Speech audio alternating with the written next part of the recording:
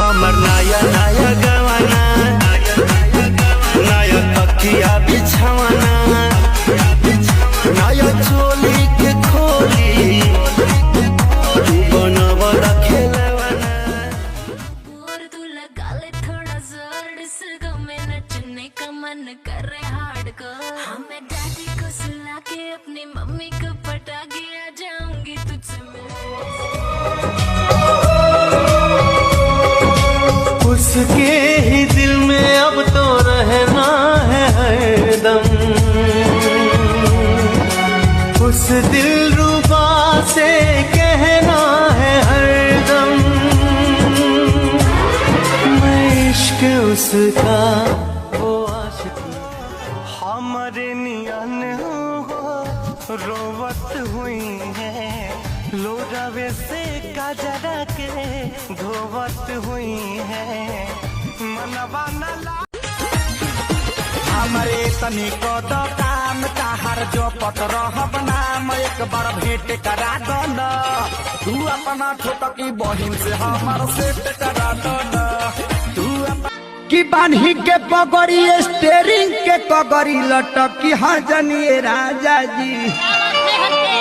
तनासा में गड़िया लोड के रोड पर हकी हजन ये प्यार भइलबा तोहरे से दिलबा लगइने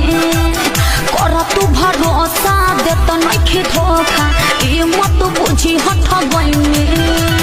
जनतनी हजले अकेले नहीं खुद का गलती बके तो सारा के दिले नहीं ऐसे मत बोला उठ से सटा के चुम ले ले नहीं खुद का गलती बके तो सारा के दिले नहीं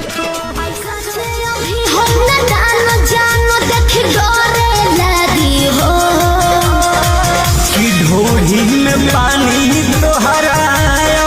लागी हो जानू का बुझी हो जवानी तोहार चढ़े लागी तारू ससुरा भूली न जई हो पियावा के बाई तारो नहीं छुआ तारा नहीं हुआ के रस खाने छुआ तारा खत्म बड़ा हो नहीं हुआ तारा नहीं छुआ तारा नहीं हुआ के रस खाने छुआ तारा तारा दिलवा में हमारा तो फूट लागता ए छोटी का? तहरा चोटी से चोट लागता सचो ए छोटी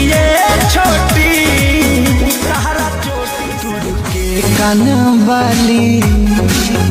चुसले लव उठा लाली जब कड़ी लमाना सैया